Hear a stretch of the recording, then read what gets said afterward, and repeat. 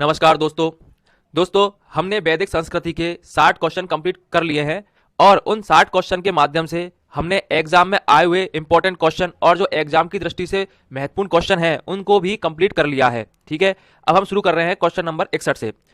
तो क्वेश्चन कह रहा है, ऋग्वेद के किन 6 मंडलों को वंश मंडल या गोत्र मंडल कहा जाता है।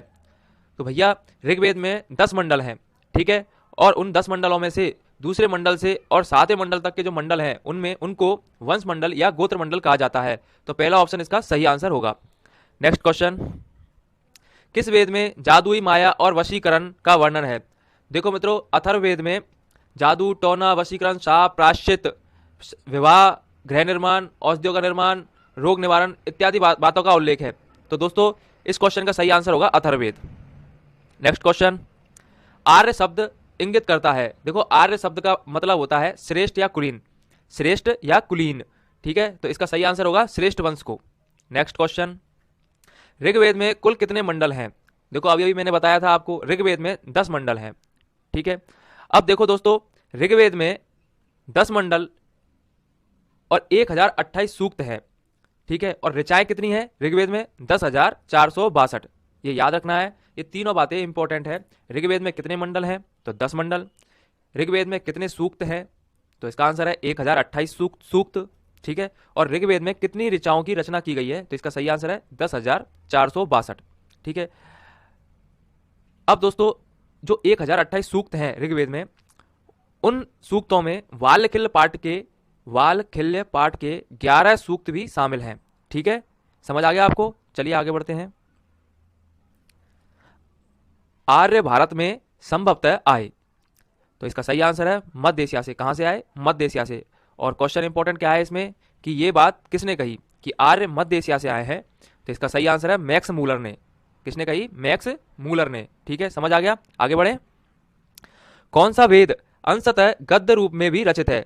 तो देखो भैया, यजुर्वेद जो है वो गद्य एवं पद्य दोनों तरीकों से लिखा गया है, ठीक है, तो इसका सही आंसर होगा यजुर्वेद। तो क्वेश्चन नंबर 67, सभा और समिति प्रजापति की 2 पुत्रियां थी, इस बात का उल्लेख किस वेद में मिलता है। तो देखो मित्रों, अथर्ववेद में इस बात का उल्लेख मिलता है, ठीक है, तो इसका आंसर होगा अथर्ववेद, ठीक है। आगे बढ़े। ऋग्वेद युग की प्राचीनतम संस्था कौन सी थी। देखिए इसका आंसर है विदत। अब आपको ये विदत जो है नया शब्द लग रहा होगा, तो विदत ऋग्वेद युग की प्राचीनतम संस्था है। और इस संस्था, देखो विदत का मैं आपको एक्सप्लेन करता हूं। विदत जो संस्था है, इस संस्था में आध्यात्मिक विचार विमर्श होते थे, ठीक है, समझ आ गया आपको। विदत क्या है, विदत एक संस्था है जिस संस्था में आध्यात्मिक विचार विमर्श होते थे, ठीक है। अब दोस्तों इसमें एक महत्वपूर्ण बात और है कि ऋग्वेद में विदत शब्द का प्रयोग कितनी बार हुआ है, ठीक है, एकदम नया क्वेश्चन है दोस्तों। तो इसका सही आंसर है 122 बार, ठीक है, 122 बार, समझ आ गया। चलिए आगे बढ़ते हैं। ब्राह्मण ग्रंथों में सर्वाधिक प्राचीन कौन है। तो कौन सा ग्रंथ प्राचीन है ब्राह्मण ग्रंथों में, तो इसका सही आंसर है शतपथ ब्राह्मण, ठीक है। आगे बढ़े। गोत्र व्यवस्था प्रचलन में कब आई। तो दोस्तों गोत्र व्यवस्था प्रचलन में उत्तर वैदिक काल में आई, तो इसका सही आंसर होगा उत्तर वैदिक काल, ठीक है। आगे बढ़े।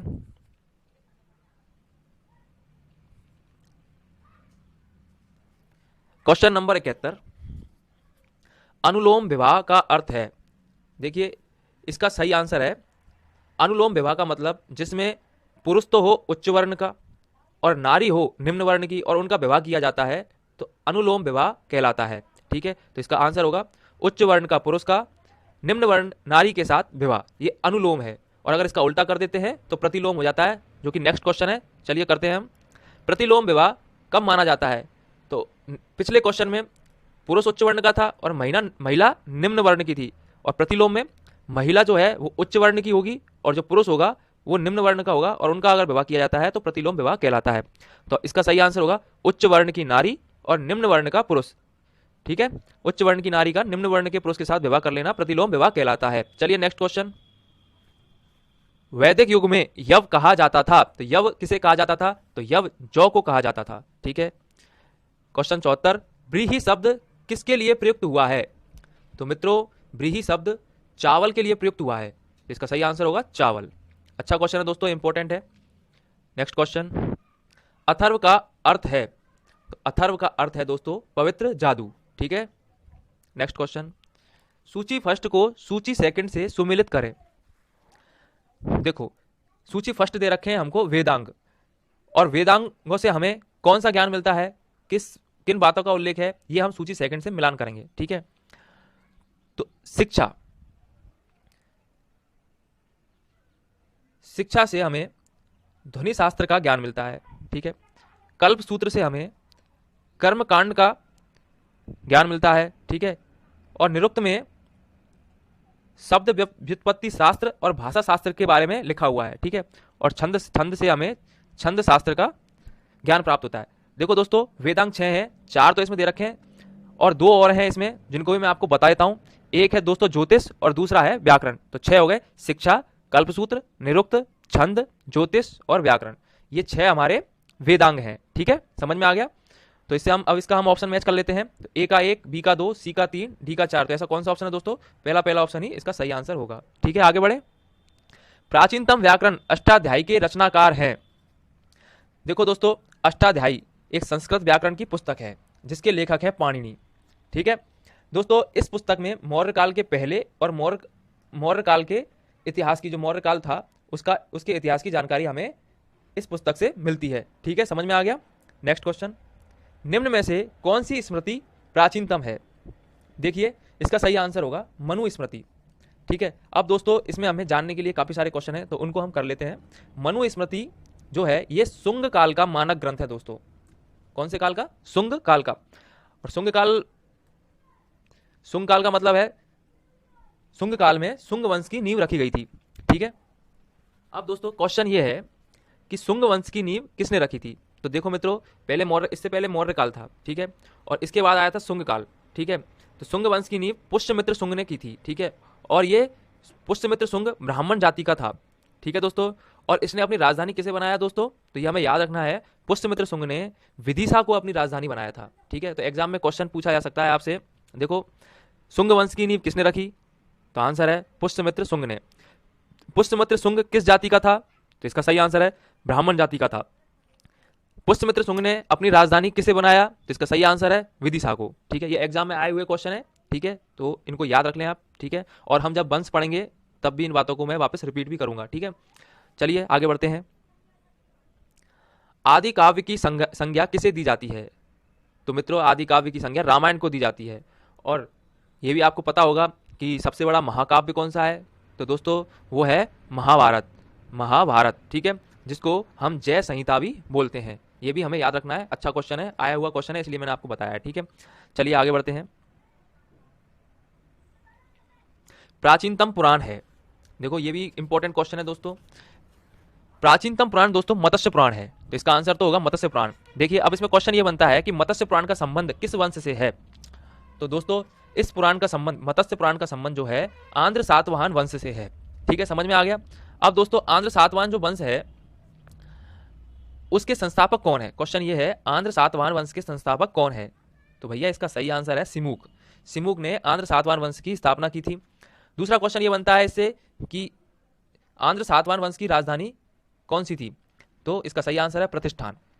अब दोस्तों प्रतिष्ठान शब्द आया है, प्रतिष्ठान जगह ये कहां पर है, तो दोस्तों ये गोदावरी नदी के किनारे है और महाराष्ट्र के औरंगाबाद जिले में ये स्थान स्थित है। ठीक है दोस्तों, समझ में आ गया। चलिए आगे बढ़ते हैं। याद रखना ये सारे क्वेश्चन जो मैंने बोले हैं। नेक्स्ट क्वेश्चन, ऋग्वेद में सबसे पवित्र नदी किसे माना गया है। तो मैं पहले भी करा चुका हूं, पहले क्वेश्चन आया था पिछले वीडियो में कि ऋग्वेद में किस नदी का उल्लेख सर्वाधिक बार हुआ है। ठीक है, और अब पूछा है ऋग्वेद में सबसे पवित्र नदी किसे माना गया है। तो दोस्तों इसका सही आंसर है सरस्वती। और सर्वाधिक बार जिस नदी का उल्लेख है वो है सिंधु नदी। और दोस्तों एक बार जिस नदी का उल्लेख है वो है गंगा नदी। और लास्ट मित्रों किस नदी का उल्लेख 3 बार हुआ है, वो है यमुना नदी। ठीक है, याद कर लेना, ये सभी इंपॉर्टेंट है। चलिए आगे बढ़ते हैं। वैदिक समाज की आधारभूत इकाई थी, तो मित्रों वैदिक समाज 5 भागों में बटा हुआ था। ठीक है, कौन कौन से, कुल, ग्राम, विश्व, जन, राष्ट्र। और इनमें आधारभूत इकाई कौन सी थी दोस्तों, कुल या कुटुंब। ठीक है, समझ में आ गया। इसका सही आंसर होगा कुल या कुटुंब। आगे बढ़े। ऋग्वैदिक काल के उस सबसे प्रधान देवता की पहचान करें जिसकी स्तुति में 250 सूक्तों की रचना की गई है। तो 250 सूक्तों की रचना किस देवता के लिए की गई ऋग्वेद में? इसका सही आंसर है इंद्र के लिए। ठीक है। और दोस्तों दूसरा क्वेश्चन ये है कि ऋग्वेद में 200 सूक्तों की रचना की गई थी, वो किस देवता के लिए की गई थी दोस्तों? पहले भी क्वेश्चन ये आ चुका है, तो इसका आंसर होगा दोस्तों अग्नि के लिए 200 सूक्तों की रचना की गई थी। ठीक है। और इंद्र के लिए 250। ठीक है, समझ आ गया? आगे बढ़े।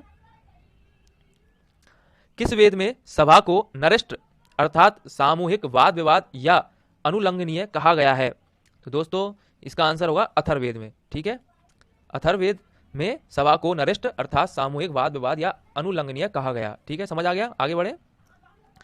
किस रचना में नारी को सुरा और पासा के साथ 3 प्रमुख बुराइयों में शामिल किया गया है? तो इसका सही आंसर होगा दोस्तों मैत्रेयणी संहिता। दोस्तों इस संहिता में नारी की स्थिति बहुत बुरी बताई गई है। ठीक है, समझ आ गया? आगे बढ़े। उत्तर वैदिक काल में किस देवता को सर्वोच्च स्थान प्राप्त था? देखिए दोस्तों इसका सही आंसर होगा प्रजापति। और दोस्तों ये तो उत्तर वैदिक काल में देव जो प्रजापति थे उनको सर्वोच्च स्थान प्राप्त था। और ऋग्वैदिक काल में दोस्तों तो वो थे इंद्र, पिछले वीडियो में मैंने कराया था आपको। ठीक है। और हड़प्पा संस्कृति या सिंधु सभ्यता में कौन से देवता को पूजा जाता था दोस्तों? तो उसका सही आंसर है पशुपति। ठीक है, समझ आ गया? आगे बढ़े। अब देखो मिलान करना है सूची फर्स्ट से सूची सेकंड। देखिए राजसूय यज्ञ किसे कहते हैं? राजा के सिंहासन रोहण से संबंधित यज्ञ को। अश्वमेध यज्ञ राजनैतिक शक्ति बढ़ाने हेतु किया जाने वाला यज्ञ। वाजपेयी यज्ञ सौर्य प्रदर्शन व प्रजा के मनोरंजनार्थ किया जाने वाला यज्ञ। और लास्ट है अग्निष्टोम यज्ञ। तो दोस्तों देवताओं को प्रसन्न करने हेतु अग्नि या पशु बलि दिया जाने वाला एवं सोम रस का पान किया जाने वाला यज्ञ। ठीक है, तो ए का फर्स्ट, बी का सेकंड, सी का 3 और डी का 4। तो कौन सा ऑप्शन मैच कर रहा है? हमारा पहला। ठीक है, सही आंसर। आगे बढ़े। ऋग्वेद में उल्लेखित नदियों के नाम और उनके आधुनिक नाम क्या है ये हमें सुमेलित करना है, मिलान करना है। तो दोस्तों पुरुषणी नदी किसे कहते हैं दोस्तों? रावी नदी को। समझ में आया? रावी नदी को पुरुषणी नदी बोलते थे। ठीक है। सतुद्री नदी का आधुनिक नाम सतलज। ठीक है। और आस्कनी को, चिनाब नदी को प्राचीन काल में ऋग्वैदिक काल में आस्कनी बोलते थे। और लास्ट है बेपासा का है ब्यास। ठीक है, तो ब्यास नदी को ऋग्वैदिक काल में बेपासा बोलते थे। तो ऑप्शन मैच कर लेते हैं दोस्तों, ए का फर्स्ट, बी का सेकंड, सी का 3rd और डी का 4। ठीक है, इसका सही आंसर होगा पहला ऑप्शन। ठीक है, आगे बढ़े। संस्कारों की कुल संख्या कितनी है? तो ये तो आपको ही पता है दोस्तों कितने संस्कार होते हैं, 16 संस्कार। ठीक है, आगे बढ़े। लास्ट क्वेश्चन है, सुमिलित करना है सूची फर्स्ट से सूची सेकंड। तो दोस्तों ब्रह्मा विवाह किसे कहते हैं? ब्रह्मा विवाह जिसमें समान वर्ण या जाति का विवाह होता है। ठीक है। देव विवाह किसे कहते हैं? देव विवाह दोस्तों पुरोहित का पारिश्रमिक में मिले कन्या के साथ विवाह। ठीक है। आर्ष विवाह दोस्तों कन्या मूल्य के रूप में एक जोड़ी गाय व बैल चुकाकर किया गया विवाह। और लास्ट है दोस्तों प्रजापत्य विवाह दोस्तों बिना दहेज के विवाह को प्रजापत्य विवाह कहा जाता है। तो ए का फर्स्ट, बी का सेकंड, सी का 3rd और डी का 4। ठीक है, तो इसका सही आंसर होगा पहला ऑप्शन अपना करेक्ट आंसर होगा। ठीक है दोस्तों हम 90 क्वेश्चन कंप्लीट कर चुके हैं वैदिक संस्कृति के। ठीक है दोस्तों, अगर आपको समझ आ रहा है, अच्छा लग रहा है तो दोस्तों प्लीज़ वीडियो को लाइक कर दीजिए, सब्सक्राइब कर दीजिए चैनल को दोस्तों। ठीक है दोस्तों, धन्यवाद।